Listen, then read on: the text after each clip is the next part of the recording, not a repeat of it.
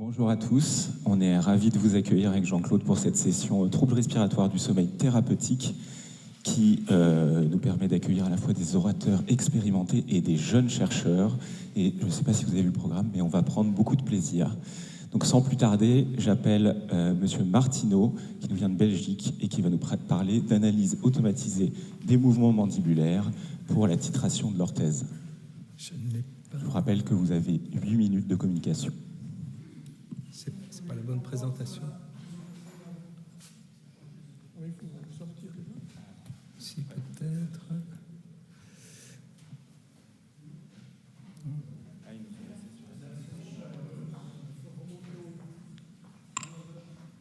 Ici, ça, voilà.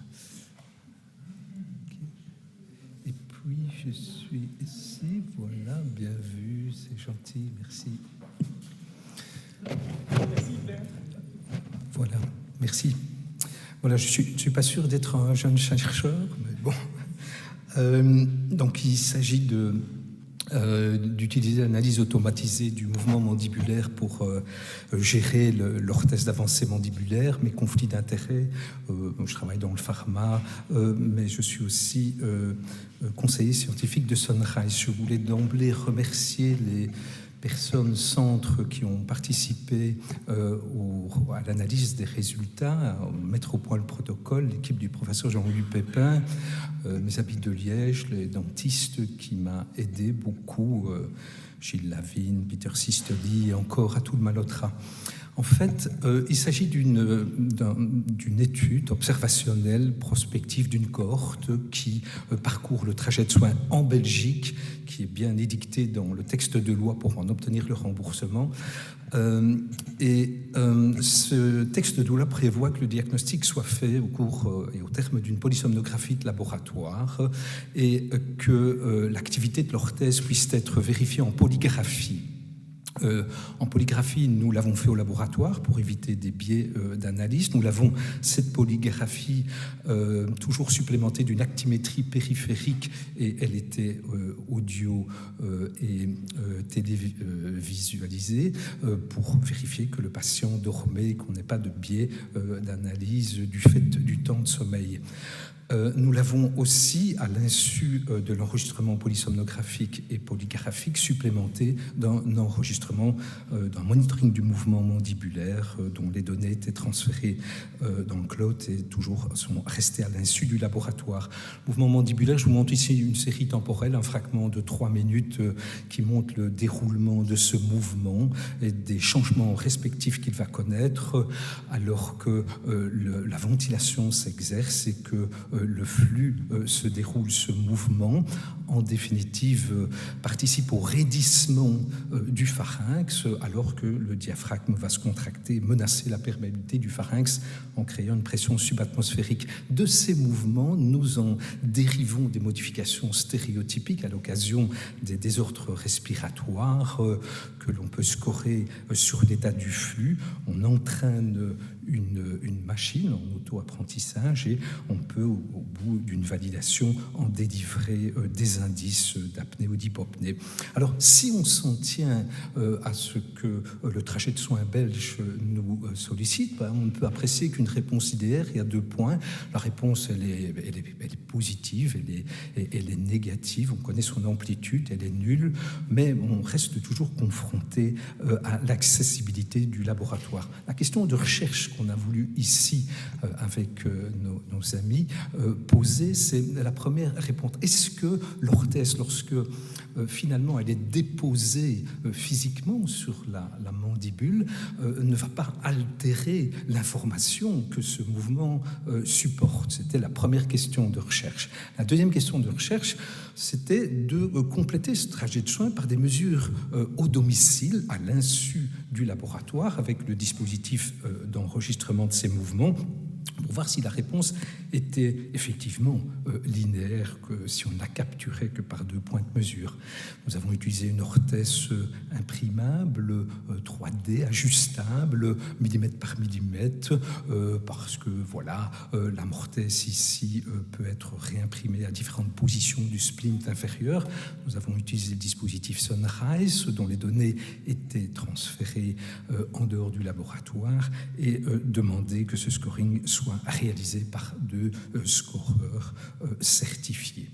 Alors, à l'entrée, nous avions 135 patients, 105, on était au décours de la période Covid, ont pu, dans l'intervalle des 6 mois requis par le texte de loi, si on sort de ces 6 mois, on perd l'occasion de solliciter le remboursement. 105 ont pu être finalement au laboratoire enregistrés et 93 ont concédé à bénéficier d'une surveillance au domicile avec des interactions hebdomadaires, l'exposition à des questionnaires par le dentiste et la titration sur base d'un rapport à travers le questionnaire qui vérifiait l'observance, la bonne tolérance et l'activité de cette orthèse.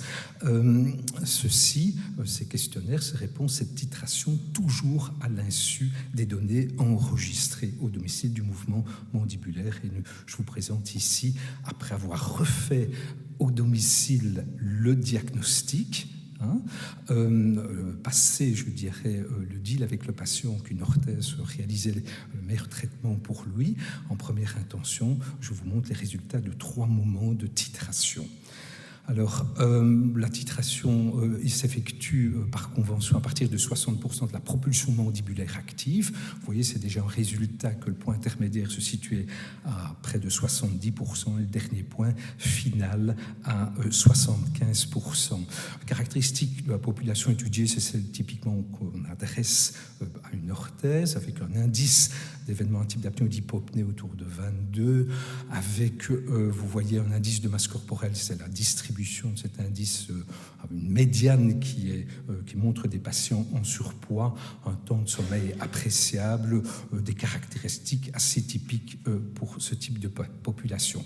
Première réponse à la première question de recherche, à travers un graphe de Blank-Tallmans, on va mesurer le biais de mesure de l'IAH par, d'une part, l'appréciation en polygraphie de l'activité de l'orthèse et, d'autre part, à son insu, le monitoring du mouvement mandibulaire. Vous voyez que la distribution sur l'échelle des valeurs absolues de cet indice est très superposable pour ce qui est de leur mesure en polygraphie ou au terme de l'analyse du monitoring du mouvement mandibulaire, et que le biais de mesure est minimale, 0,24, et qu'en définitive, cette analyse de Blank-Tallmans montre une forte concordance entre, d'une part, le scoring polygraphique et l'estimation que le modèle exercé sur le monitoring du mouvement mandibulaire pouvait en faire en fin de titration mesure au laboratoire.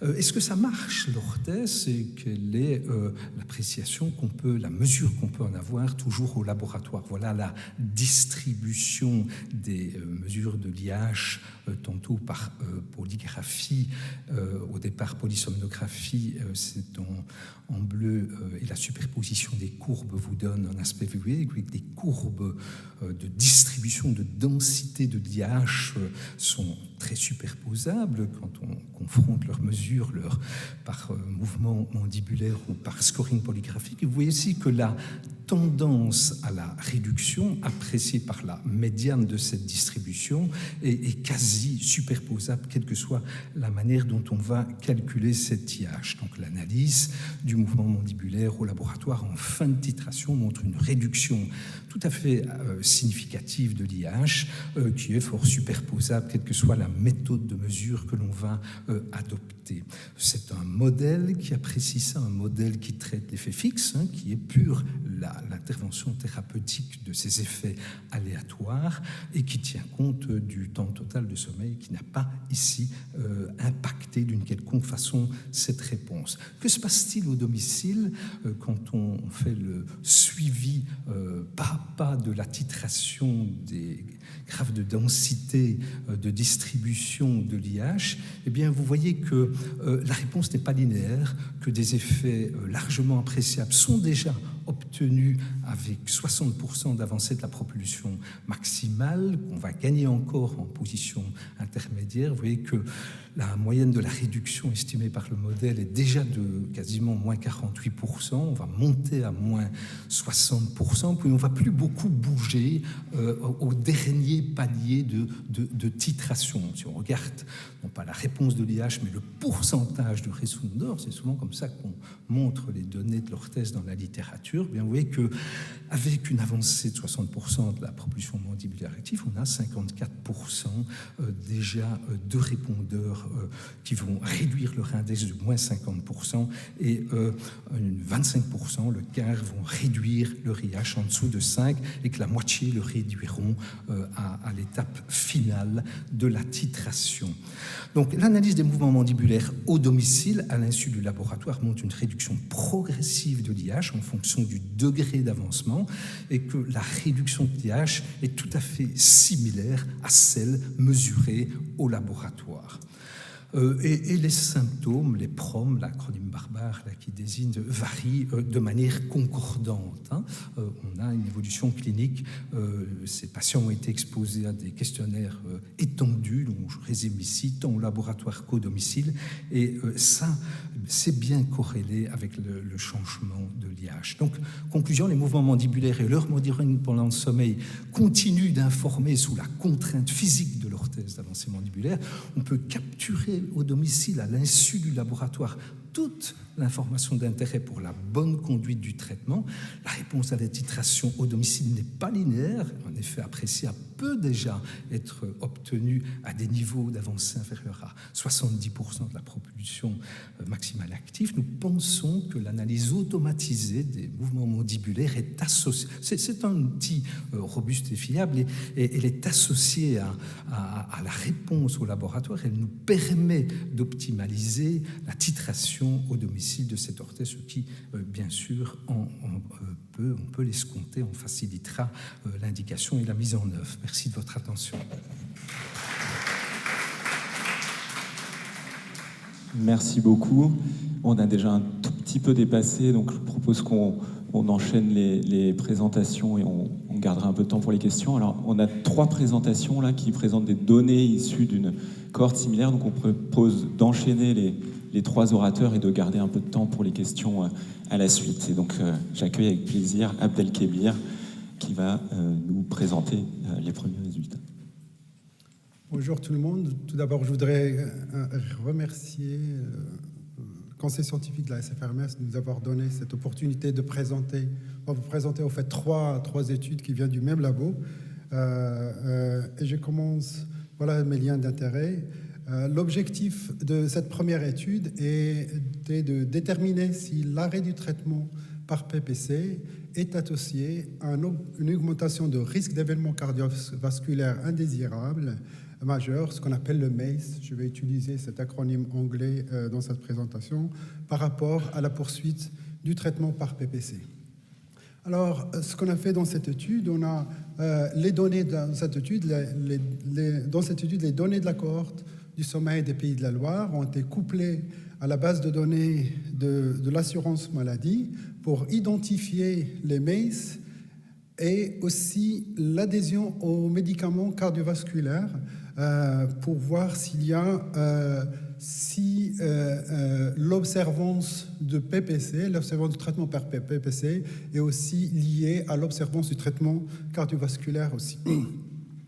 Alors, on a inclus dans cette étude à peu près 4200 patients avec un suivi de 8 ans. Avec 2 groupes, on a à peu près 1500 patients C'était des patients qui ont arrêté le traitement pendant ce suivi de 8 ans et 2700 patients qui ont été adhérents au traitement avec une observance moyenne supérieure ou égale à 4 heures. Alors, la première chose qu'on est allé regarder, c'est comparer l'adhésion aux médicaments cardiovasculaires en fonction de l'adhésion à la PPC. Et on voit ici, en vert, le groupe qui continuait, qui était adhérent au traitement à une observance supérieure à 4 heures par rapport au groupe qui a arrêté le traitement pendant le suivi. Et on voit que l'adhésion aux médicaments cardiovasculaires était significativement plus faible dans le groupe d'arrêt de la PPC par rapport au groupe qui continue le traitement. Et ça, c'est une information très, très importante. Après, on s'est intéressé juste au groupe qui arrête le traitement. On se dit, est-ce qu'il y a un changement de l'adhésion après l'arrêt de la PPC? Et quand on regarde ce groupe, le groupe qui arrête la PPC, on regarde l'adhésion au traitement, et bien cette adhésion qui était déjà plus bas, elle va continuer à diminuer après l'arrêt de la PPC. Alors déjà, on voit qu'il y a quand même un comportement, c'est une question de comportement chez certains patients où l'adhésion n'évolue pas.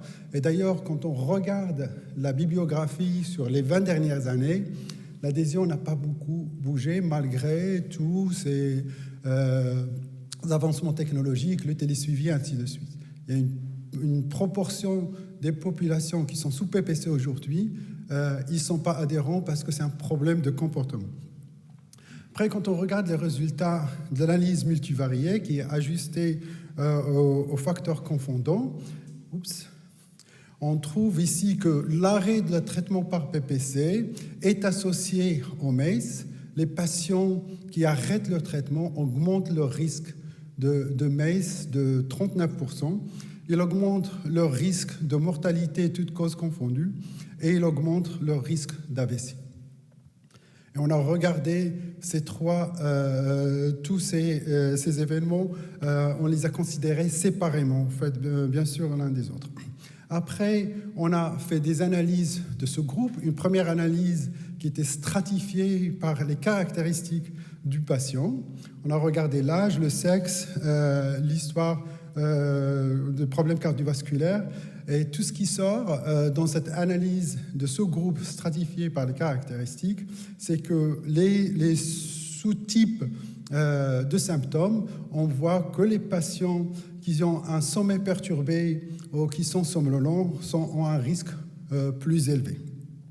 Et dans une deuxième analyse de ce groupe, on a regardé cette fois-ci en stratifiant les indices de gravité du SAS, l'IAH, l'index de désaturation d'oxygène, le T90 et le hypoxia burden, la charge hypoxique.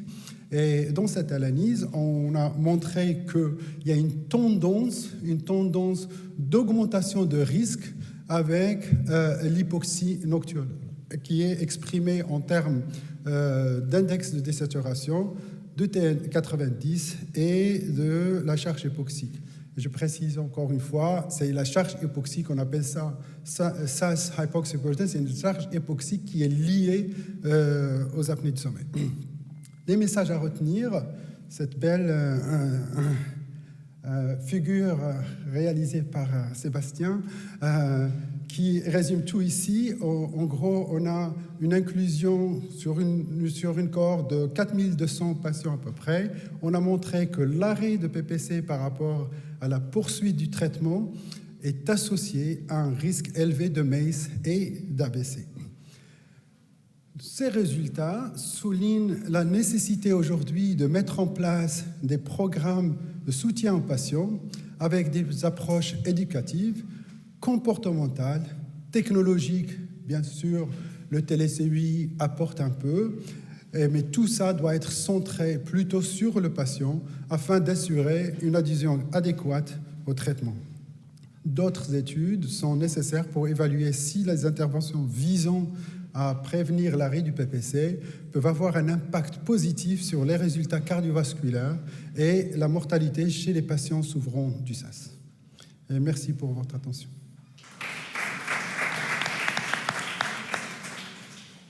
Merci beaucoup, Kébir. Je vous propose qu'on enchaîne tout de suite, puisqu'on reste dans la thématique de l'observance et des comportements favorables à la santé, avec le docteur Claire Launois, qui nous vient du CHU de Reims. Et donc, on laissera un temps de questions à l'issue de la présentation suivante. Bonjour à tous. Donc, je suis ravie de vous présenter cette étude qui s'est intéressée aux associations entre comportements favorables à la santé, utilisation des ressources de santé et observance ultérieure de la PPC. Et donc, c'est effectivement encore une étude qui a été réalisée à partir des données de la cohorte sommeil des Pays de la Loire. Voici mes liens d'intérêt. Alors, l'effet LCA d'erreur, c'est un phénomène au cours duquel les patients qui adhèrent à des thérapies médicales ont tendance, en parallèle, à mieux prendre soin d'eux-mêmes en adoptant divers comportements qui vont améliorer ou maintenir leur état de santé. Donc, c'est un petit peu présenté ici de manière humoristique, où vous voyez qu'il y a un patient qui est observant et qui en même temps pratique de l'activité physique, a une alimentation saine, et puis son voisin qui est un patient non observant, et il a des règles hygiéno-diététiques qui sont beaucoup moins favorables à sa PPC, à sa santé.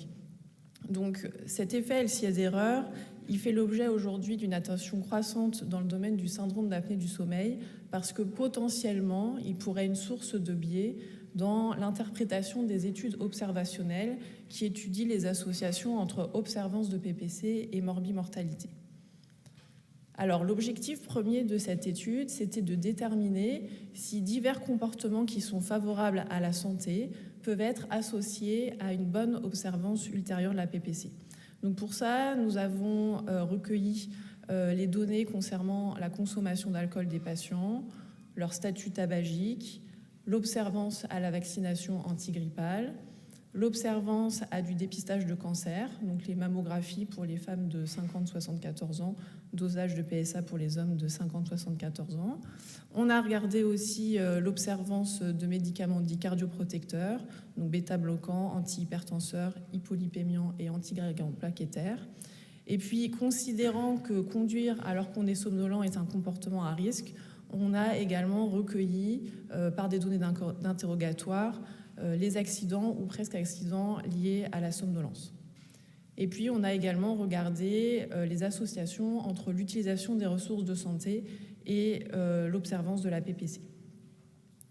Donc ces données, elles ont été réalisées à partir des données cliniques de la cohorte sommeil des Pays de la Loire et donc ont été également couplées à celles du SNDS, donc le Système national des données de santé.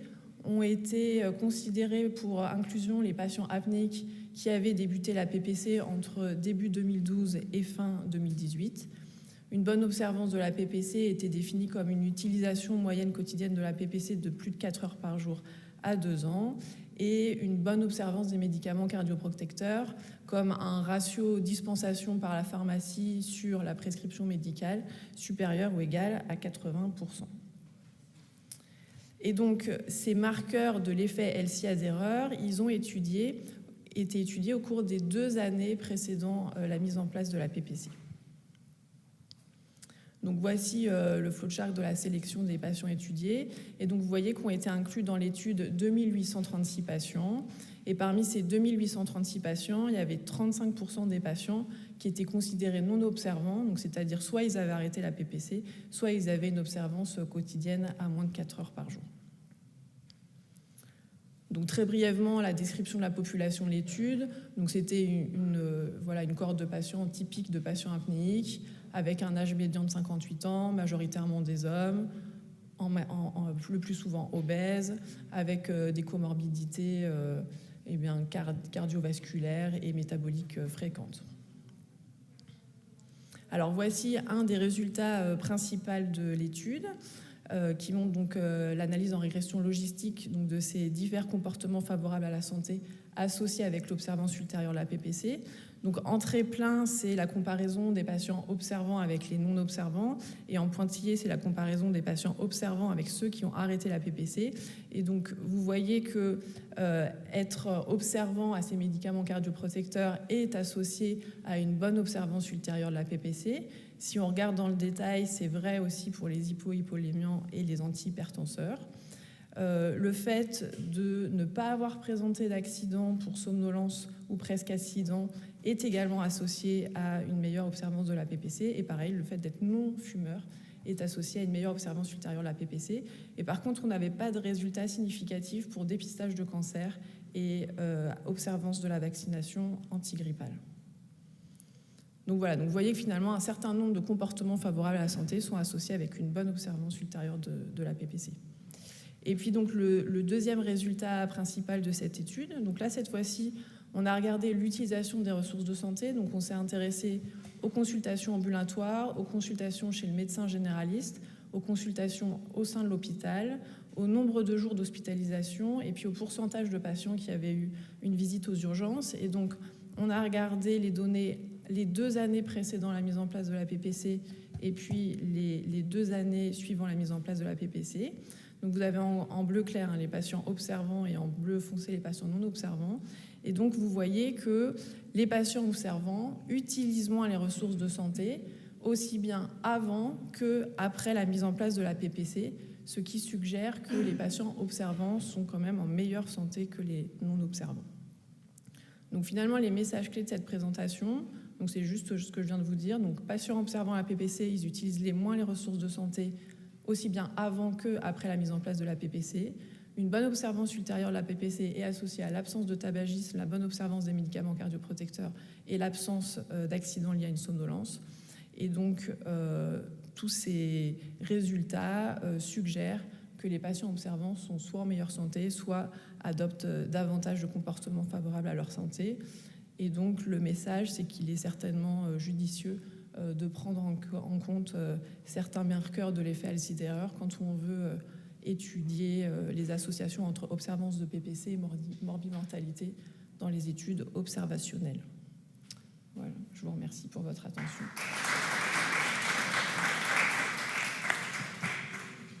Merci beaucoup Claire, et on enchaîne donc toujours sur l'observance, mais cette fois-ci par l'approche du seuil d'éveil respiratoire par Maxime Patou de l'hôpital de la Pitié-Salpêtrière. Maxime, c'est à toi. Merci, et merci au comité d'organisation d'avoir sélectionné ce travail. Donc effectivement, on va parler du seuil respiratoire et de son lien avec l'observance. Et donc c'est encore des données de l'accord des Pays de la Loire. Je vous mets ici mes conflits d'intérêts avec des prestataires, avec des fabricants et avec des laboratoires de l'industrie pharmaceutique. Donc pour la prise en charge des patients apnéiques, globalement, on est quand même dans une situation un petit peu compliquée actuellement, avec un nombre de patients qui ne fait que croître. On est passé à plus de 1,6 million et ça continue de croître, avec des patients qui sont donc de plus en plus nombreux, une charge de soins qui est de plus en plus importante et des médecins qui sont de moins en moins nombreux. Et en parallèle de ça, et de manière un petit peu gênante, le nombre de patients qui est adhérent à son traitement par PPC décroît au cours du temps, et on sait que l'observance, les patients qui continuent le traitement par PPC, est de 50% à 3 ans après l'initiation, ce qui pose un problème d'utilisation adéquate des ressources. Et ce qu'on aimerait bien, c'est pouvoir identifier les patients qui ne vont pas être observants assez tôt pour leur donner plus de ressources et pour leur permettre d'avoir une prise en charge renforcée comparativement à des patients qui ont de bonnes chances d'être observants et pour lesquels on aimerait bien avoir une intensité de soins moindre. Alors, les déterminants de l'observance, il y en a beaucoup qui sont décrits dans la littérature. Donc bien évidemment, l'environnement dans lequel on est, le bas niveau socio-économique, le fait d'être marié, ça va aider à l'observance. Le fait d'avoir des comorbidités, notamment cardiovasculaires, peut avoir un impact aussi sur l'observance. Et bien évidemment, les symptômes des patients vont aussi avoir un impact, puisque un patient polysymptomatique va juste avoir les inconvénients du traitement par PPC et ne va pas en ressentir les bénéfices, alors qu'à l'inverse, un patient symptomatique, très nicturique, très somnolent, la bouche très sèche, eh bien, il va percevoir tout de suite le bénéfice du traitement et va engager dans le traitement. Et donc ça, c'est des facteurs qu'on ne maîtrise pas trop, en tout cas qu'on connaît. Et donc la question qu'on s'est posée, c'est est-ce que ce qui se passe pendant le sommeil ne peut pas avoir un impact justement sur l'observance du traitement? Et donc le sommeil, c'est un état qu'on essaye d'avoir le plus pérenne possible au cours de la nuit, mais on va quand même s'éveiller quand on a des événements, et notamment on va avoir des événements apnéiques, hypopnéiques qui vont nous réveiller. Et donc le seuil d'éveil, c'est un concept relativement simple qui est quelle est la sensibilité de mon cerveau à me réveiller quand il y a un événement respiratoire qui survient ou un autre événement d'ailleurs. Et donc on définit ce seuil d'éveil respiratoire à partir de la donnée de l'enregistrement du sommeil, polygraphique ou polysomnographique. On va mesurer combien de temps quelle est la fréquence des apnées et des hypopnées. On va mesurer le temps de désaturation. Et avec tout ça, on va pouvoir déterminer le seuil de réveil de manière assez facilitée. Ce seuil de réveil, on peut l'évaluer de manière invasive, mais ce n'est pas utilisable en pratique clinique. Et donc, nos collègues américains ont défini ces 3 critères-là comme des marqueurs de seuil d'éveil bas. En gros, si vous avez un patient qui a plus de 15 apnées par heure, ça va être un des premiers critères d'avoir un seuil bas d'éveil. Ensuite, une fraction d'hypopnée qui va être élevée. Et donc, on comprend ça assez facilement. Le patient fait des hypopnées, il n'a pas le temps d'avoir des apnées, il va se réveiller et donc on aura moins d'apnées. Et donc, à l'inverse, les patients apnéiques et pas hypopnéiques, ils vont avoir un seuil de réveil qui va être plus haut. Et le corollaire de ça, c'est le nadir de saturation, puisque bien évidemment, quand vous avez des épisodes qui vont être courts et ils vont être probablement moins désaturants que des patients qui vont avoir des épisodes longs et qui vont se réveiller. Donc, on a pris ces critères diagnostiques, on a essayé d'évaluer le seuil d'éveil et on a utilisé la cohorte des Pays de la Loire.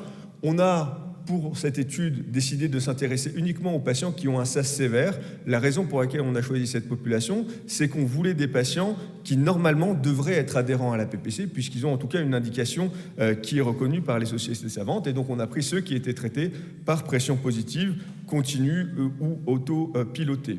Donc, vu qu'on avait une population un petit peu particulière, comme je vous ai dit, le seuil d'éveil, on le calcule avec l'index d'apnée-hypopnée, et pour avoir un seuil d'éveil bas, il faut avoir 2 critères sur 3. Nous, dans notre étude, tous les patients avaient forcément un critère, puisqu'ils avaient, par définition, plus de 30 apnées par heure, et donc on a évalué essentiellement l'impact de la fraction d'hypopnée au cours de l'enregistrement, et plutôt que le nadir de saturation, dont on sait qu'il est associé à des artefacts et qui peut être assez rapidement, on a décidé d'utiliser un marqueur de l'hypoxémie au cours du sommeil, qui était le temps inférieur à 90. On a aussi fait avec l'hypoxic burden, et on avait des résultats qui étaient similaires.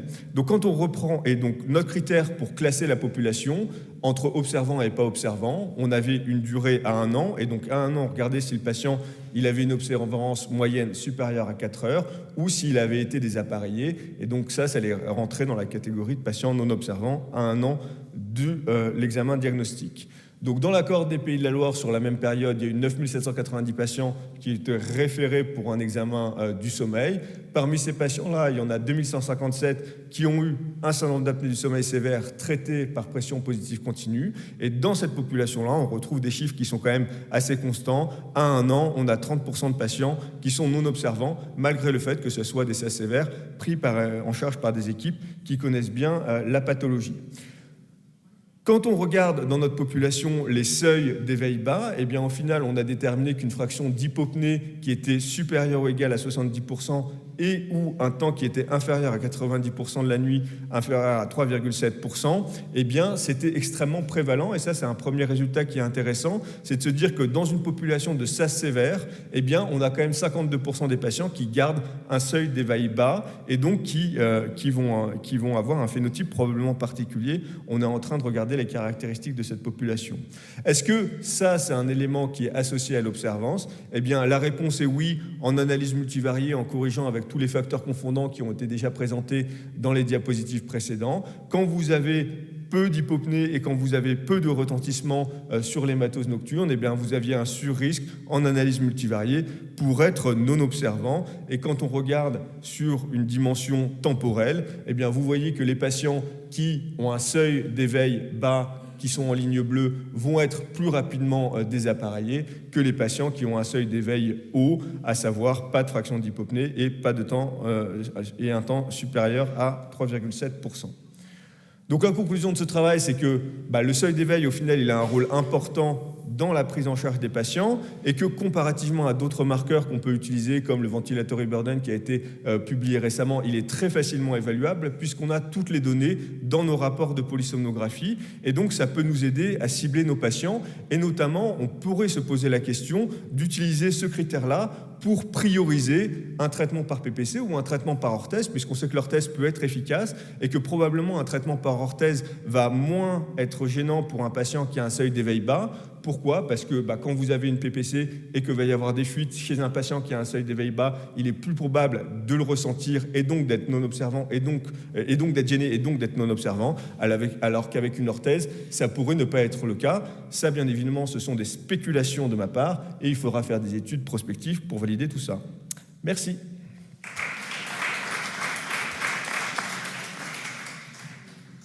Merci beaucoup Maxime. Du coup, on a un peu de temps pour les questions, 5 minutes pour les 4 premiers orateurs. Est-ce qu'il y a des questions dans la salle ?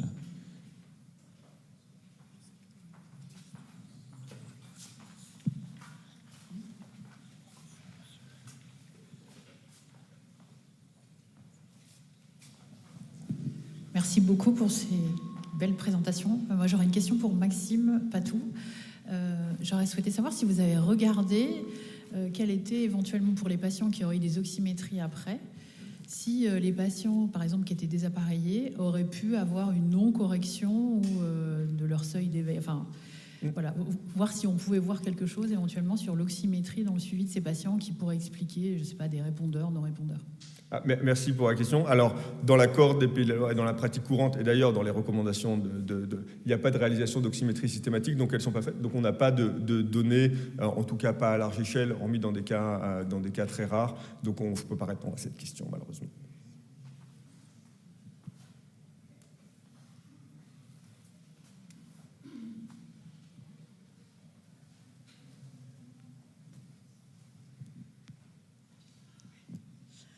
Merci beaucoup à tous les quatre. J'ai une question pour Claire et Kébir. Là, dans la cohorte sommeil des Pays de la Loire, il y a un appariement avec les données de santé. Comment, dans la vraie vie, est-ce qu'il y a des façons d'évaluer l'observance des traitements médicamenteux chez un patient qu'on voit en consultation? Parce que depuis que je suis au courant de ces recherches, je fais un petit peu plus attention. Mais je me dis, en fait, à part demander aux patients, j'ai pas d'autre façon de faire. Est-ce qu'il y a des questionnaires? Est-ce qu'il y a des façons de faire?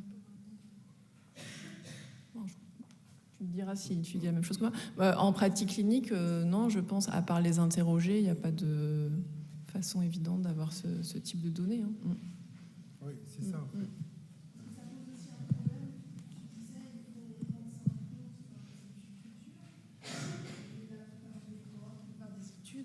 Ils n'ont pas la chance d'avoir l'appariement aux données de sécurité sociale et dans d'autres pays, il n'y a même pas ça, quoi. Oui, bien sûr. Non, mais c'est pour montrer qu'il y a quand même certainement... voilà, les patients observants sont certainement des patients différents des non-observants. Sandrine, pour essayer de répondre un petit peu à cette question, on a travaillé avec une pharmacienne sur la façon dont, pour une thèse, la façon dont les patients prenaient leur traitement, savoir s'ils avaient le souvenir et si c'était corrélé éventuellement, enfin le souvenir des noms des médicaments, corrélé par rapport à l'observance, la façon dont ils le prenaient. Et en fait, c'était assez proche, de telle sorte que je pense que si un patient n'est pas capable de te dire oralement quels sont les médicaments qu'il prend, ou le nom global, ou enfin, ce patient ne prendra pas son traitement. Globalement, c'est peut-être très descriptif, mais je pense que c'est rapproché. Je pense qu'il y a une autre question.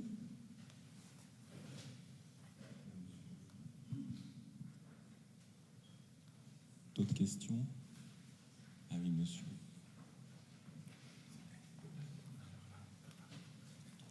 Une question pour Maxime. On a des données de différentes cohortes qui montrent qu'il y a un effondrement de l'observance thérapeutique avec des arrêts de plus en plus fréquents en France.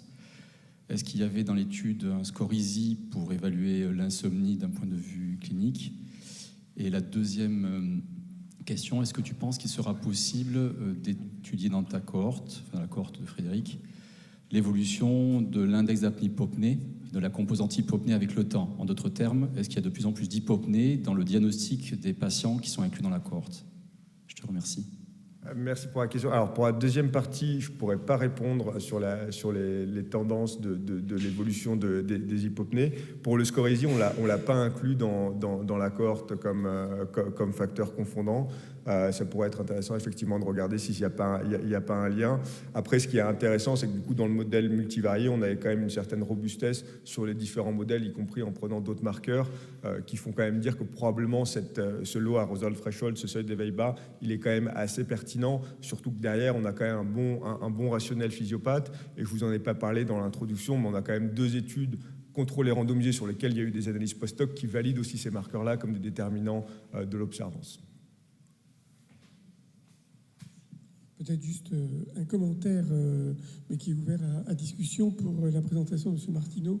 Ce qui sera probablement intéressant, vous n'en parlez pas dans vos résultats, mais je pense que c'est sous-tendu, l'intérêt de votre proposition pour la titration pourrait être intéressante dans le suivi des patients. On pourrait imaginer qu'une fois par an, par exemple, il puisse y avoir ce type de test fait à partir de leur orthèse pour comme une sorte de compteur, l'équivalent de ce qu'on a pour la PPC. Et ce qui sera peut-être intéressant, c'est grâce à ça et la simplification que l'on aura à pouvoir évaluer son efficacité, il sera intéressant de voir si le pourcentage de patients qui arrivent au traitement à l'orthèse peut augmenter avec le temps, parce qu'aujourd'hui, on peut imaginer, enfin c'est vraiment un objectif fort. Je ne sais pas quel est votre sentiment.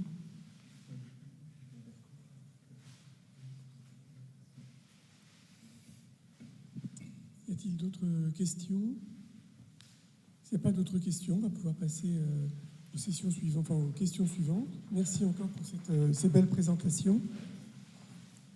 On va appeler donc Clarisse Miquel pour parler de la somnolence résiduelle sous pression positive continue, cause sous-jacente. C'est à vous.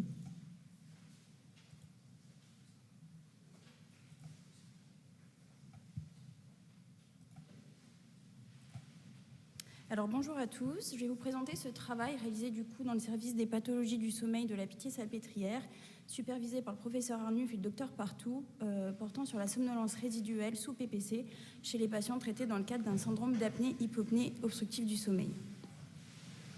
Alors, pour commencer, la PPC elle est considérée comme le traitement standard du syndrome d'apnée-hypopnée obstructive du sommeil. Cependant, malgré la réduction significative des événements respiratoires, 10% des patients continuent de se plaindre du somnolence diurne excessive.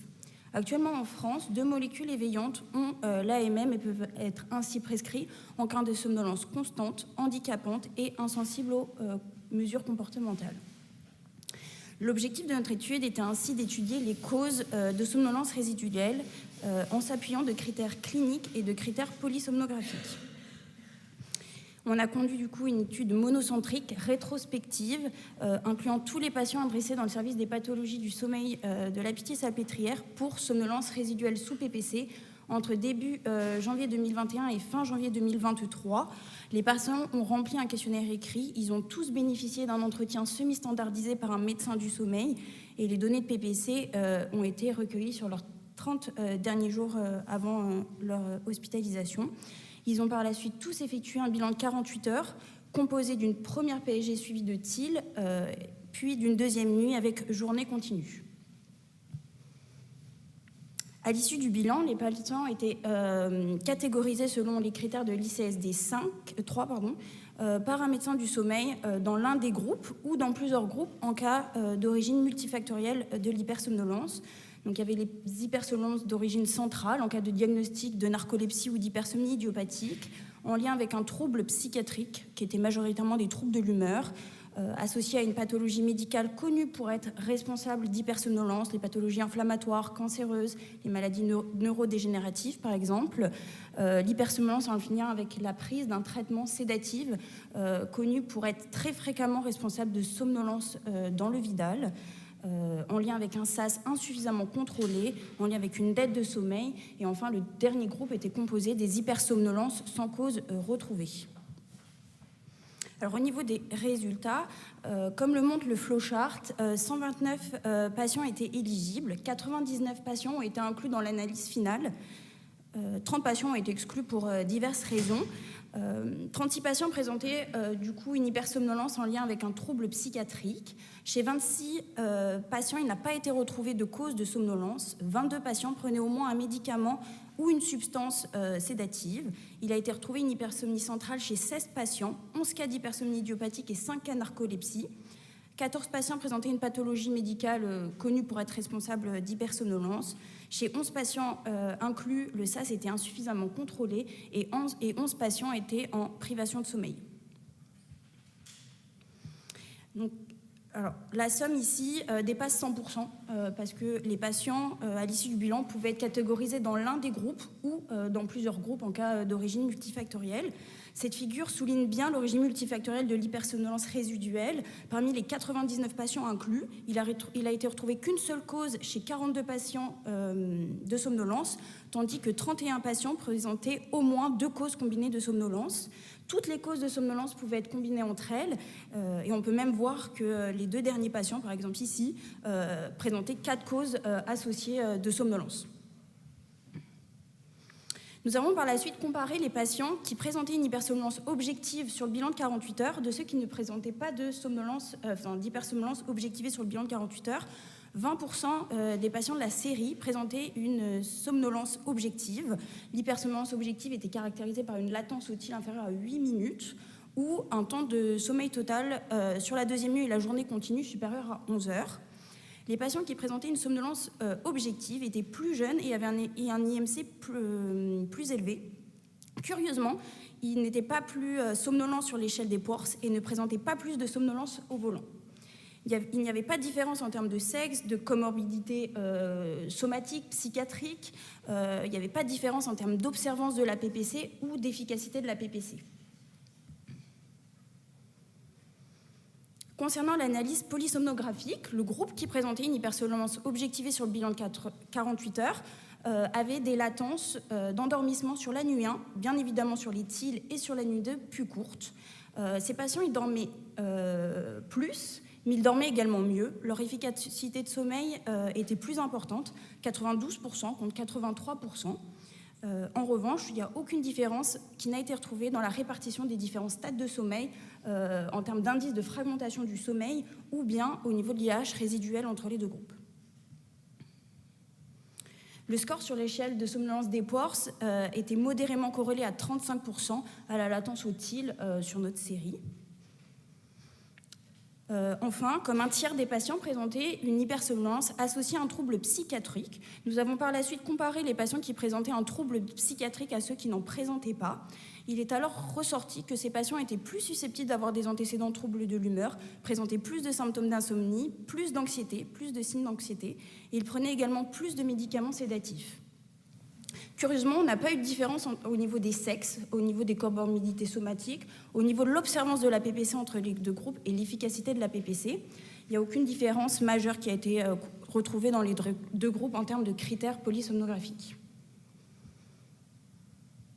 À l'issue de cette étude systématique, on se rend compte que dès l'entretien, on élimine une grande partie des causes de somnolence résiduelle, environ 2 tiers. La dépression, c'est la première cause d'hypersomnolence dans la population générale et en fait, c'est également le cas dans notre série avec 1 tiers des patients qui présentaient un trouble psychiatrique. 10% des patients étaient en prévention de sommeil, 22% utilisaient des médicaments sédatifs. Le relevé des données de PPC et la réalisation d'une PSG simple permettait de retrouver que dans 10% des cas, le SAS était insuffisamment contrôlé. Donc certes, ce n'est pas facile de pondérer la responsabilité de toutes ces causes, mais toutes ces causes peuvent être prises en charge individuellement et quand même rapidement. Voilà. Le bilan de 48 heures a quant à lui permis de mettre en évidence une hypersomnie d'origine centrale chez 16% des patients. Il faut savoir que ces patients-là, ils auront donc accès à toute la pharmacologie éveillante et pas seulement les médicaments qui ont l'AMM dans la somnolence résiduelle, du coup. Mais voilà. Enfin, chez 1 patient sur 5, il n'a pas été retrouvé de cause à l'entretien de somnolence. Et par ailleurs, la somnolence n'avait pas été objectivée sur le bilan de 48 heures. On peut se demander l'intérêt de faire un bilan de 48 heures chez ces patients, mais ça reste tout de même un peu informatif. En effet, si on a des latences otiles supérieures à 17 minutes chez des patients qui se plaignent de somnolence sévère, ça peut aider les cliniciens à redéfinir avec les patients ce qu'ils entendent par somnolence, parce que souvent la somnolence, ça peut être quand même confondue avec de l'apathie, de la fatigue. Et enfin, sur ce groupe-là d'hypersomnie sans cause retrouvée, il se pose la question de mettre ou pas un traitement éveillant chez ces patients. Donc voilà, je vous remercie de votre attention et puis je remercie l'équipe de la Pitié. Nous avons le temps pour quelques questions éventuellement. En attendant que le micro arrive, bravo pour cette superbe présentation, parfaitement dans les temps. J'ai une toute petite question. Je suis un peu surpris du faible ratio de patients en privation de sommeil. Alors, c'était évalué comment, de manière déclarative à l'entrée dans le service? Il n'y avait pas d'agenda, il n'y avait pas d'actimétrie? Non, on n'avait pas d'agenda, pas d'activité. C'était vraiment à l'entrée, à l'interrogatoire. Si on trouvait une différence de delta de sommeil entre le week-end, les jours de repos ou leur temps de sommeil adéquat pour chaque patient avec ce qu'ils déclaraient faire en semaine, de manière générale. Et est-ce que tu penses justement pour ces 22% de patients sans cause retrouvée qu'une exploration un petit peu plus objective de leurs habitudes de sommeil et de leur temps de sommeil en amont aurait pu apporter peut-être quelques réponses? Peut-être. Après, il y a plein de patients, même les patients qui sont adressés pour suspicion de narcolepsie, par exemple, pour lesquels on n'objective pas de somnolence ou de crétin de narcolepsie, on ne va pas les traiter. Donc c'est une bonne question, ça. Et après, il faut évidemment peut-être pousser vers une actimétrie, un agenda de sommeil, retravailler les règles. Voilà. Qui est ? Je suis aussi un peu surpris parce que les résultats, peut-être c'est pas bien compris, mais il n'y avait pas d'association entre la dépression et l'observance à la PPC? Non. C'est très surprenant, ça. Ouais. C'est très curieux, mais c'est vrai que même au niveau du sexe, on n'a pas vu de différence entre les femmes et les hommes, alors que dans la population générale, plus de femmes ont des troubles psychiatriques en lien avec des troubles de l'humeur. Mais oui, effectivement, il n'y a pas de différence en termes d'observance. Non, par contre, ça montre bien l'importance de la dépression dans ces causes d'hypersomnie diurne et qui doit nous faire insister sur la nécessité de la dépister systématiquement.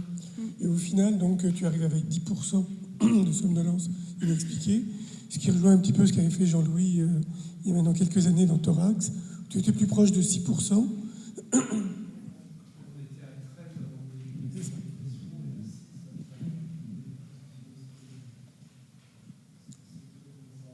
bien. Merci beaucoup.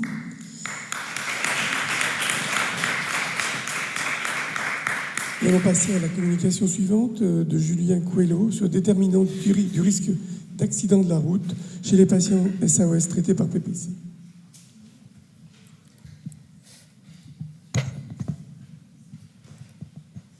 J'ai réussi à faire planter à mon premier clic. Bonjour à tous, je suis très content de vous présenter les résultats de ce projet qui porte donc sur les déterminants du risque accidentel chez les patients SAOS traités par pression positive continue.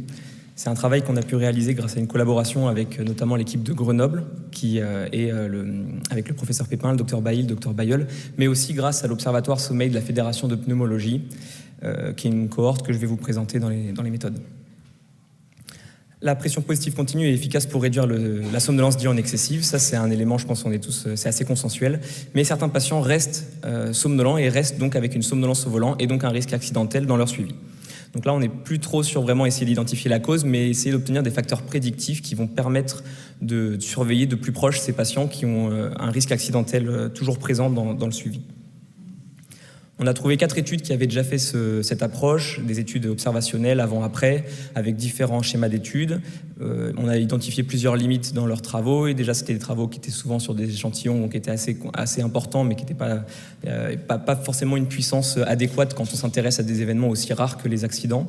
Les facteurs confondants n'étaient pas toujours présents, la durée de sommeil, la dépression, et souvent c'était très très centré sur les données de la PPC, donc l'observance, l'IH résiduel, et assez peu sur les symptômes résiduels du SAOS. Donc c'est pour ça qu'on a fait ce projet. On avait l'occasion d'avoir un échantillon large dans l'Observatoire Sommeil de la Fédération de pneumologie, un bon nombre de facteurs confondants, et on avait des données sur les symptômes résiduels et les données de la PPC. Et donc les deux principaux facteurs, je pense que vous vous en doutiez, qu'on a utilisés pour essayer de voir si on pouvait prédire le risque accidentel dans le suivi, c'est la persistance de la plainte de somnolence au volant et l'adhérence à la PPC. L'Observatoire Sommeil de la Fédération de pneumologie, c'est donc une cohorte prospective nationale qui est remplie par des médecins au cours d'entretiens structurés depuis 1995 et qui, avec les derniers patients qu'on a utilisés, avait des données de 2017. Il y a 5308 patients qui ont été inclus avec un SAOS et engagés dans une thérapie par PPC. Et les différentes variables qu'on a mesurées, c'est donc le risque accidentel lié à la somnolence qui prenait la forme de presque accident ou d'accident, les caractéristiques du SAS, des données sur le sommeil et la santé mentale, donc la durée de sommeil, la dépression, la somnolence et les données de la machine. Premier résultat dans la description, donc effectivement c'est une population essentiellement d'hommes avec un BMI de moyen à 32 et on avait 75% de patients qui avaient un SAS sévère et un quart qui avaient un SAS modéré. Premier constat, 42% des gens qui se plaignaient de somnolence au volant à l'inclusion avant la mise en place du traitement, 11% qui rapportaient des antécédents d'accidents ou de presque accidents avant l'initiation du traitement. Donc on est sur des phénomènes qui sont assez fréquents avant d'initier le traitement. Et ensuite, on a compté donc, les presque accidents et les accidents qu'ils ont eus pendant leur suivi. Donc 184 presque accidents, 56 accidents, donc c'est des événements qui restent rares, heureusement, mais on a donc regardé les facteurs à baseline qui pouvaient prédire ça. Il y a différents éléments qui sont ressortis, mais dans les analyses multivariées, on le verra mieux. Le seul point que je voulais vous montrer dans ce tableau, c'est que les gens qui ont déjà eu des presque accidents et des accidents, c'est eux qui font 97% des presque accidents dans leur suivi, 95% des accidents dans le suivi. Donc probablement déjà que c'est un premier élément assez important quand on s'intéresse à ces patients, c'est assez bête de le dire, mais donc l'antécédent de presque accident, ça identifie une population très particulière qui est celle qui a le plus de chances d'avoir à nouveau un accident. Et ça vaudrait presque le coup de faire une étude chez les gens qui ont des antécédents de presque accident et d'accident et des gens qui n'en ont pas. Le problème, c'est que la puissance d'étude serait compliquée. Ensuite, on a regardé un avant-après, donc on regardait avant traitement, donc ça c'est à chaque fois le carré de gauche, c'est avant traitement, est-ce qu'ils avaient presque accident ou accident, et après traitement. Et en fait, on a regardé ça en fonction de leur adhérence à la machine. Donc ce qu'on voit, c'est 47% des gens qui rapportaient plus de 6 heures d'utilisation, 16% moins de 4 heures. Et donc ce qui est assez intéressant, c'est que déjà, à l'inclusion, il n'y avait pas de différence, on ne pouvait finalement pas prédire le fait qu'ils allaient adhérer ou non à la machine en fonction de si c'était des gens qui avaient déjà eu des presque accidents ou des accidents. C'était a priori les mêmes patients sur ça avant de commencer la machine. Dans tous les groupes, moins de 4 heures, plus de 6 heures, on retrouve un effet de la machine. Par contre, il y a une relation dose-réponse, ça veut dire que plus ils utilisent la pression positive continue et plus il y a un effet sur la diminution des presque accidents et les accidents. Ensuite, dans les analyses de survie, on a regardé différents paramètres, cette fois-ci en univarié, donc par exemple l'échelle d'Epworth, donc la somnolence diurne excessive, et la somnolence spécifique au volant. Donc déjà, premier résultat qu'on trouvait intéressant, mais on l'a déjà dit plusieurs fois au cours de ce congrès, c'est la somnolence au volant, c'est le meilleur prédicteur du risque accidentel par rapport à la somnolence générale, donc c'est peut-être la façon la plus efficace de poser cette question. Ensuite, on a regardé sur la durée de sommeil et les symptômes dépressifs. Et là, on avait une association avec les presque accidents, mais pas avec les accidents. Donc là, sur les courbes, on a l'impression qu'il n'y a pas d'effet. Après, ce qu'il faut se rendre compte, c'est qu'effectivement, avec 50 accidents dans le suivi, on a des échantillons qui sont assez faibles. Il faudrait le vérifier avec des cohortes encore plus grandes. Et enfin, sur les caractéristiques de la machine, ce qu'on voit, c'est que l'index résiduel n'était pas du tout associé à la présence de presque accident ou d'accident dans le suivi. Par contre, l'adhérence à la machine, donc avec cet effet moins de 4 heures, 4 à 6 heures, plus de 6 heures, avec cet effet dose-réponse, prédisait les presque accidents et les accidents dans le suivi. Dans les analyses multivariées, on a pris toutes ces variables et on les a mises dans le modèle. On n'a pas pu mettre toutes les variables parce que comme elles sont collinéaires, donc la somnolence et la somnolence au volant, on a dû faire un choix. On a choisi de mettre la somnolence au volant, ça nous paraissait être le meilleur prédicteur. Et ce qu'on retrouve, et bon, ce qu'on a déjà vu en univarié, c'est que les meilleurs prédicteurs, c'est la somnolence au volant et l'antécédent, avec des hazard ratios qui deviennent assez impressionnants, donc avec l'antécédent d'accident ou presque accident. Et même pour la somnolence au volant, avec des hazard ratios, donc un risque augmenté, un risque prédictif vraiment important sur la somnolence au volant. En revanche, l'adhérence à la PPC n'était pas associée dans ce modèle multivarié au risque accidentel dans le suivi. Et on a trouvé un élément de réponse en creusant un peu ça, c'est qu'on a fait l'hypothèse que la présence des symptômes résiduels, de la somnolence au volant dans le modèle, finalement c'était un système de chemin causal, c'est-à-dire que quand on sortait la somnolence au volant du modèle multivarié, on retrouvait cette association statistique entre l'adhérence à la machine et le risque accidentel dans le suivi.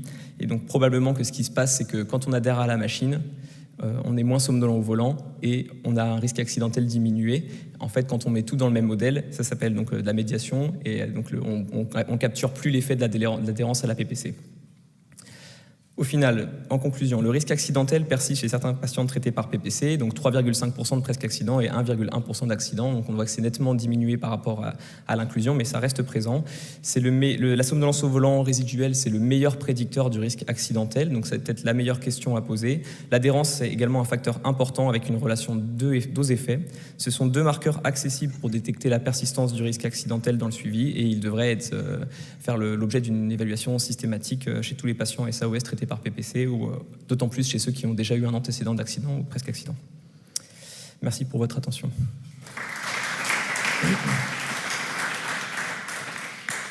Merci pour la ponctualité. Et donc, ça nous laisse le temps de quelques questions. Peut-être pour commencer, avant que le micro arrive, par rapport au taux d'accidents persistants, vis-à-vis de la population générale, est-ce que tu as une idée de la comparaison ? Ah ouais.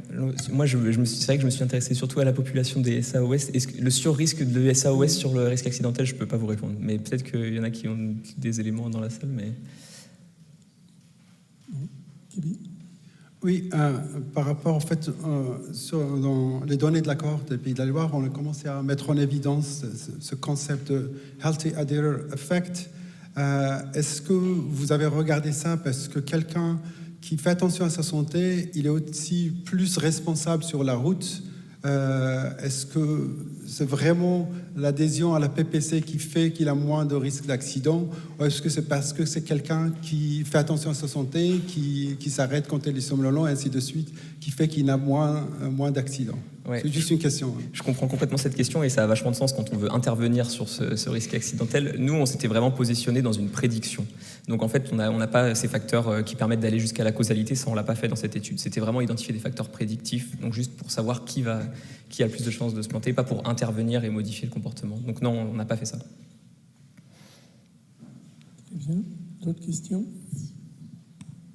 Merci pour la présentation. Par rapport au profilage du conducteur, est-ce que vous avez identifié ou fait remonter les informations? Véhicule léger, véhicule lourd, type de permis, conduite professionnelle, les loisirs, les horaires de conduite et les horaires d'accident en fait? Donc, c'était un entretien. C'est une très bonne question. Et donc ça, pour le coup, on n'avait pas une très bonne finesse. Ça fait partie des limites de cette étude. On n'avait pas une bonne finesse à la fois pour l'évaluation de l'outcome, parce que c'était des accidents rapportés, alors que dans les études qui étaient faites sur ce sujet, c'était souvent des données objectives. Donc ça, c'est un premier point. Et du coup, non, on n'avait pas des données très précises sur le conducteur également. Et c'est un deuxième point. On n'avait pas non plus un élément qui était important, c'était le niveau d'exposition. Et ça, on ne l'avait pas dans cette étude. Donc on l'a bien mis en avant dans l'article qu'on a soumis. Mais effectivement, il manque des réponses encore et avec un phénotypage plus clair du conducteur. Très bien. Il n'y a pas d'autres questions à passer à la communication suivante. Merci encore.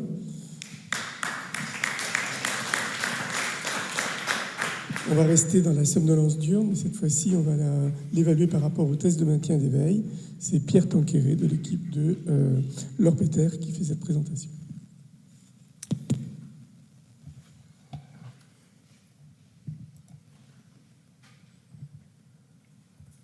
Bonjour à tous.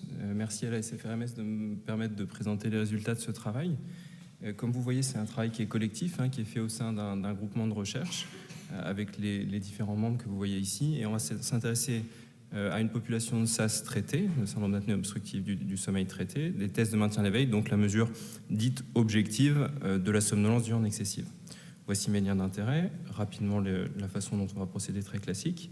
Quelques éléments de contexte qui ont déjà été bien rappelés dans les présentations précédentes, donc on va être rapide. La somnolence diurne excessive, un problème de santé publique avec plus de 30% jusqu'à 30% des accidents routiers. Parmi cette somnolence, bien sûr, il y a le syndrome d'apnée du sommeil, qui est une des premières causes d'accidentologie.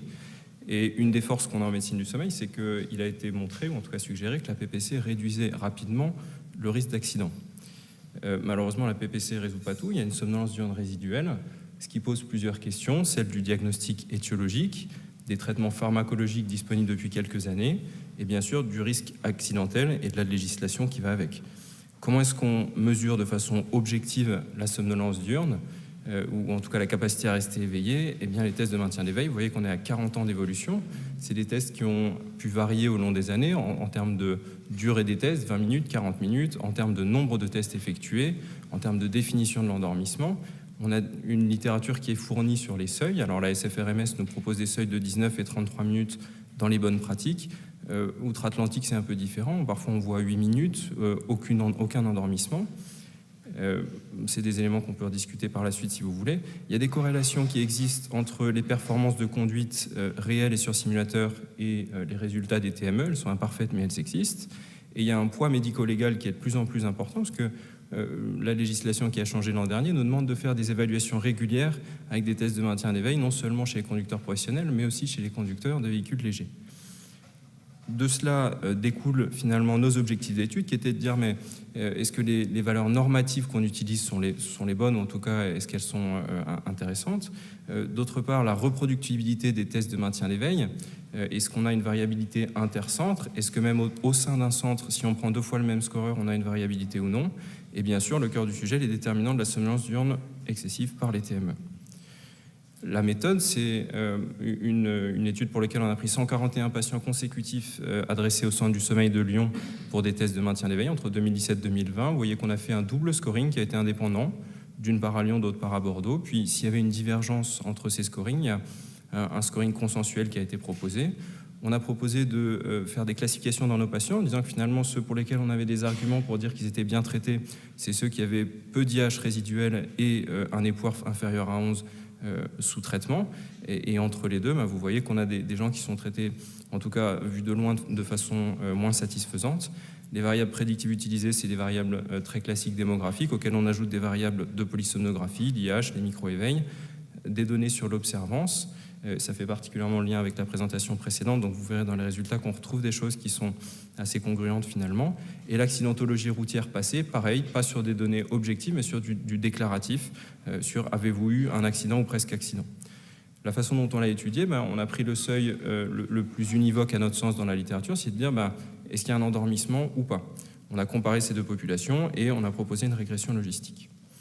Première partie des résultats qui concerne le premier axe finalement que je vous ai présenté, qui est les résultats des tests de maintien d'éveil. Ce que vous voyez sur cette planche, c'est que finalement, on a des seuils qui sont assez élevés en latence moyenne d'endormissement, puisqu'on a parlé de 19 minutes, de 33 minutes. Nous, en latence moyenne, on arrive à 38,4 pour les patients qui sont, entre guillemets, bien traités, c'est-à-dire qu'ils ont un épouarf et un IH qu'on a jugé satisfaisant. Et vous voyez aussi qu'il y a une petite hétérogénéité qui ressort significative d'ailleurs, notamment avec les patients pour lesquels il y a un épouarf qui est supérieur à 11, quand bien même l'IH serait supérieur à 15. C'est la dernière colonne que vous voyez ici. Et ces résultats sur la latence moyenne d'endormissement se traduisent aussi quand on fait le distinguo entre population qui a au moins un endormissement ou population qui n'a pas d'endormissement parmi les 4 tests de maintien d'éveil, puisque vous voyez qu'on est entre 19 et 30% des patients qui ne s'endorment pas dans la population qui a un épouarf inférieur à 11, alors qu'on est à plus de 50% dans les 2 dernières colonnes, les chiffres que vous voyez encadrés en vert en bas à droite. Deuxième axe, c'est de dire finalement est-ce que ces tests dits objectifs, ils sont reproductibles? Est-ce qu'on a quelque chose qui est assez congruent en inter et en intracentre? En intracentre, vous voyez que alors on a pris les différents seuils et la façon d'analyser les choses, c'est de regarder le pourcentage de différence dans notre population entre les patients qui sont en dessous du seuil ou au-dessus du seuil selon les centres. En intracentre, on est très bon, je ne sais pas, mais en tout cas la reproductibilité de l'examen est intéressante, à la fois sur les pourcentages de différence et sur le coefficient kappa de Cohen, dont on peut reparler aussi après si vous le souhaitez. En intercentre, c'est un peu plus mitigé. C'est un peu plus mitigé. Pourquoi? Parce que le coefficient de kappa de Cohen, il nous dit plutôt fair ou moderate. Et puis si on regarde les seuils, notamment ceux qui sont recommandés par la SFRMS, et là, on a entre 3,5 et 12,1% de la population qui est en dessus ou en deçà du seuil selon les centres. C'est-à-dire que si c'est le seul critère finalement de reprise du travail, on aura 12% de la population, si on prend 33 minutes, qui sera apte dans un centre et inapte dans un autre. Peut-être un peu ennuyeux. On arrive au cœur du sujet, qui sont les facteurs prédictifs de l'endormissement. Vous voyez à gauche la population qui s'endort au moins une fois et la population à droite qui ne s'endort pas. Il ressort que l'IH résiduel, effectivement, il y a une différence notable entre les deux populations. L'IH résiduel avec le seuil de 15, c'est bien moins sûr. L'épouarf supérieur à 11, inférieur à 11, pareil, on a une différence qui est significative et importante. L'observance, en tout cas dans nos données, et c'est un des éléments qui nous a surpris, on n'a pas franchement de différence avec ce seuil de 4 heures. Par ailleurs, l'historique des accidents routiers, là aussi, on a une différence significative, les autres variables ne l'étant pas.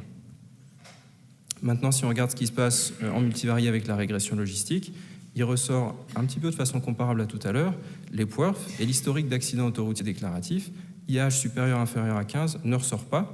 Et en fait, du coup, on a pris différents seuils. On a pris 15, 10, 5. On a pris l'IH résiduel en valeur absolue. Pareil, c'est des choses qui ne ressortent pas. C'est ce que je vous dis sur cette diapositive-ci.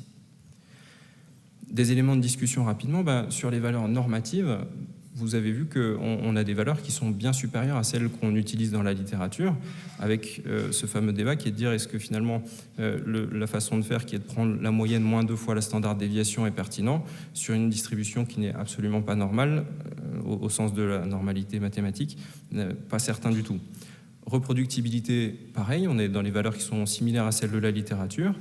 On pourrait trouver ça plutôt satisfaisant ou acceptable. On a quand même 3,5 à 12% des patients qui changent de classe en fonction du centre. Sur le cœur du sujet, je vais être rapide là aussi. L'idée, c'est que, comme tout à l'heure, on voit une bonne corrélation plutôt avec les PWRF qu'avec l'IH résiduel. Et si on regarde les autres éléments, avec la seule régression qui a été faite de la même façon en 2017 avec une régression logistique, nous, pour le coup, le temps d'utilisation de la PPC supérieur à 4 heures ne ressort pas comme significatif. Les autres éléments de littérature ne sont pas tout à fait les mêmes modèles, de sorte qu'il y a une limite dans les comparaisons qu'on peut faire. Les deux perspectives ou les deux axes de travail qu'on est en train de creuser sont d'une part la définition de l'endormissement. Bien sûr, on a utilisé les normes ASM, mais les notions de microslip, par exemple, ou d'analyse spectrale sont des choses qui sont intéressantes dans les TME. Et par ailleurs, la charge hypoxique comme marqueur prédictif de la somnolence diurne objective pourrait être une des pistes intéressantes également. Voilà, je vous remercie pour votre attention. Merci pour cette présentation. Est-ce qu'il y a des questions particulières? Moi, j'insiste surtout sur l'importance et l'intérêt de votre étude. Merci pour ces superbes résultats qui donnent un poids tout à fait important à l'épreuve sur la pratique clinique et qui nous permet de répondre quand même, en dehors des TME, à la possibilité de suivre des patients en bonnes conditions. Bien sûr. Merci pour la présentation. On était un peu surpris par le nombre de patients qui étaient considérés comme qui avaient un IH résiduel supérieur à 15. En général, c'est assez confidentiel. Là, vous en avez... Est-ce que vous avez une explication Alors, si je suis un peu chauvin, je vous dirais qu'on est un centre de référence, donc on prend les patients qui nous sont adressés et c'est pas forcément les nôtres, de sorte qu'il y a une hétérogénéité en fait dans le traitement et dans le suivi des patients. Et effectivement, nous, c'est la population qu'on a reçue dans notre centre, quand bien même c'est pas nous qui avions fait la prescription initiale de PPC. Et peut-être qu'il faudrait creuser sur d'où viennent les différents patients. Et est-ce que sur certains, il y a une initiation qui a été faite comme ça, on leur a dit, écoutez, on a trouvé une apnée du sommeil, mettez la PPC puis allez voir le centre du sommeil pour faire des TME, ou est-ce qu'il y avait vraiment un vrai suivi sur la PPC et parce qu'effectivement, nous aussi, on a été surpris par le fait qu'il y ait autant de personnes avec un IH supérieur à 15. Mais c'est un IH sous traitement, c'est ça? Sous traitement. Mais sur de la polysomnographie ou de la... Exactement. C'est pas des données machines, c'est la polysomnographie, la veille des TME, puisque à Lyon, on fait systématiquement une polysomnographie sous PPC avant de faire les TME. Peut-être dernière question très rapide, Dany. À nouveau, c'est-à-dire que là, on n'a pas utilisé les données machines. On a utilisé vraiment les données de polysomnographie. C'est pour cette raison. Tu as fait une polysomno sous machine. Donc toi, tu avais des données vérifiées. Tu t'es pas contenté des données machines. Exact. Oui, c'est une bonne explication. Juste le consensus, si je puis me permettre, dans quelques minutes, qui dit que un patient somnolent sous PPC, il faut faire une polysomnographie. Donc tu es dans les bonnes pratiques professionnelles. Merci pour cette aide. Renaud, tu veux intervenir? Renaud? Ok. Donc on va passer à la dernière présentation. Merci encore. Et c'est donc Thibaut Gentina qui va parler une fois de plus d'observance et de facteurs déterminants de cette observance. Merci Thibaut.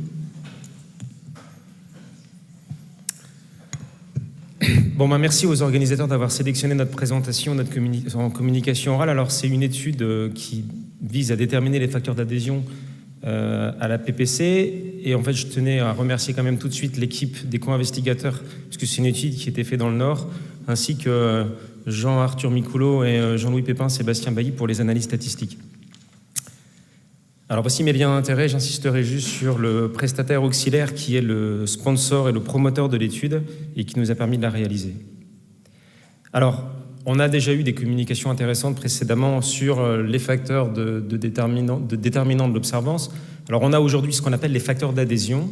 Les facteurs d'adhésion, c'est-à-dire la proportion que votre patient a adhéré au traitement qu'on lui propose, avec différentes dimensions, une dimension biomédicale, une dimension psychologique, une dimension sociale.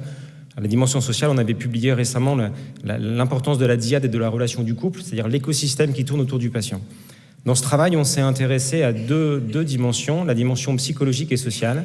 Alors, la dimension psychologique, c'est un paramètre qu'on a étudié, c'est l'auto-efficacité personnelle du patient, c'est-à-dire la possibilité qu'un patient a d'adhérer à son traitement psychologiquement, à ce qu'il le comprenne, à ce qu'il en mesure les enjeux, les intérêts, les efforts qu'il est prêt à faire pour être mieux pris en charge, et donc son impression d'utilité.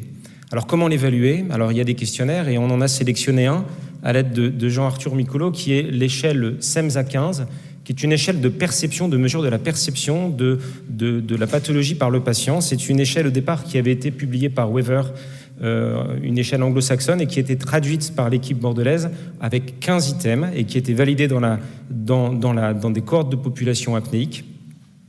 Alors, je vous la présente brièvement. C'est une échelle qui prend globalement 3 grands volets avec 5 questions par item. Je vous en présente donc les 3 volets. Le premier, c'est l'évaluation de la perception de mes symptômes et de mes risques. Par exemple, une question posée: mes chances d'avoir de l'hypertension artérielle en rapport avec le syndrome d'apnée du sommeil sont très faibles, faibles, élevées, très élevées.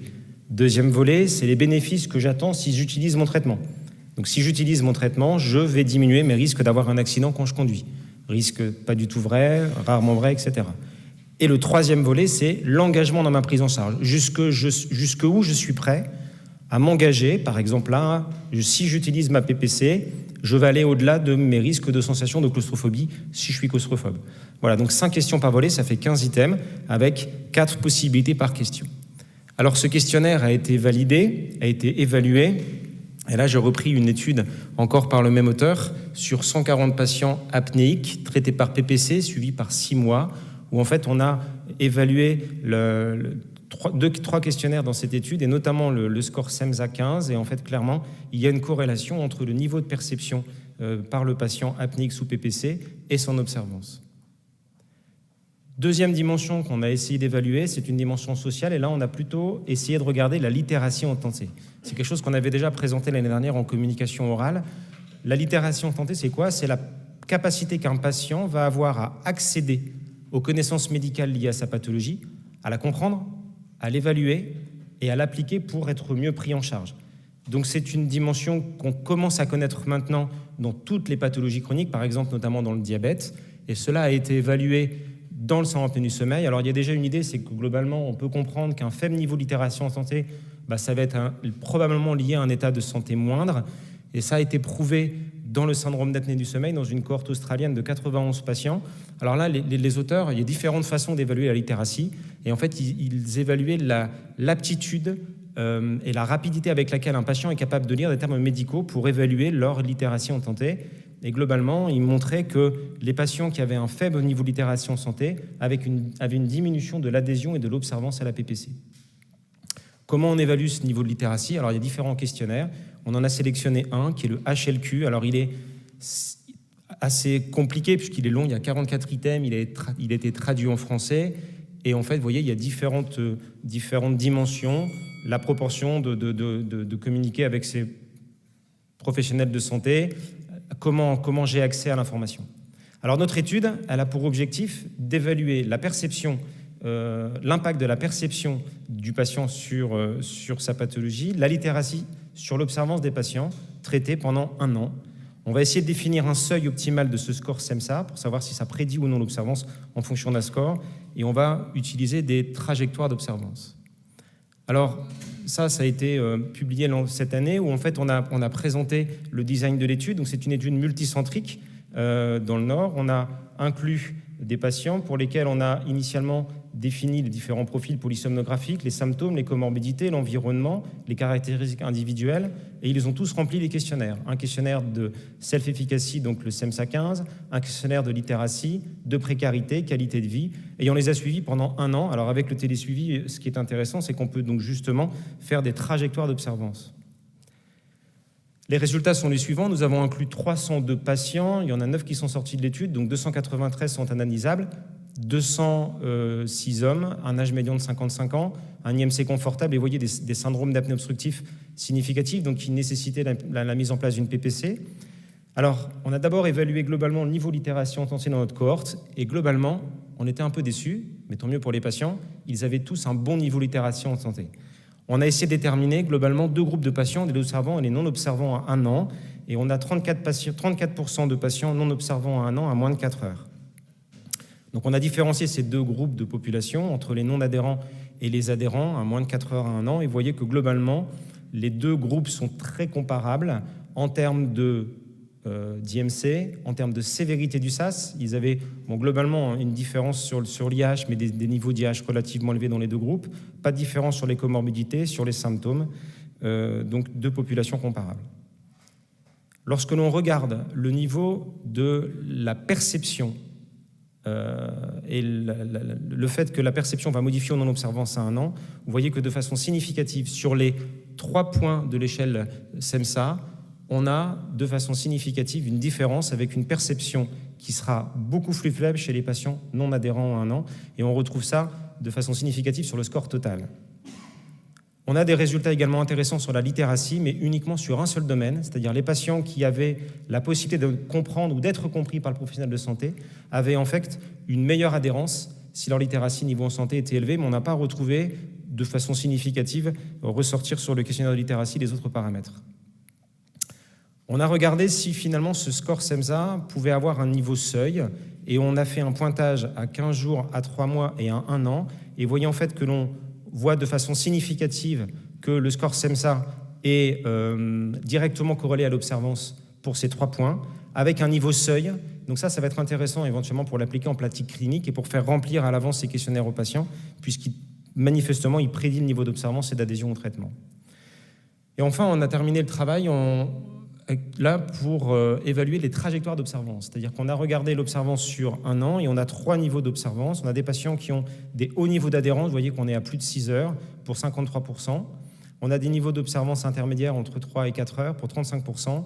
Et on a des patients dont les niveaux d'adhérence sont très bas, à la limite du désappareillage d'ailleurs, puisqu'ils arrivent à moins de 1 heure au terme de 1 an. Donc on a regardé si finalement on avait des différences également sur le score de perception de sommeil sur ces 3 groupes de patients. Et vous voyez qu'on retrouve ces niveaux de valeur avec des niveaux pour les patients très observants de perception de qualité, de perception de sommeil, de perception de la pathologie très élevés, avec des niveaux de perception beaucoup plus bas pour les 2 autres classes. La différence est beaucoup plus significative entre les très hauts niveaux et les niveaux intermédiaires, plutôt que les intermédiaires et les très hauts niveaux. On ne retrouve pas de différence significative, malheureusement, sur les différents checkpoints sur la littératie. Donc pour conclure, on a donc des facteurs d'adhésion psychologique qui impactent l'observance sur la trajectoire de nos patients. On a réussi à déterminer une valeur de score prédictive. Il y a des domaines de la littération tentée qui semblent impacter l'observance de nos patients. Je pense qu'il va falloir essayer pour le moment d'intégrer ces facteurs d'adhésion et de mesure de ces facteurs d'adhésion psychologique à la prise en charge de nos patients. Et donc là, il y a une étude en cours avec Sébastien Bailly sur Grenoble pour évaluer tout ça. Je vous remercie de votre attention. Merci beaucoup Thibaut pour cette superbe présentation qui nous ouvre aussi de nouvelles possibilités de suivi de nos patients. Ce qui est intéressant, c'est de voir que finalement, très très tôt, tu peux prédire quand même l'observance, ce qui rejoint un petit peu ce qu'on avait dit sans pouvoir le mettre en évidence.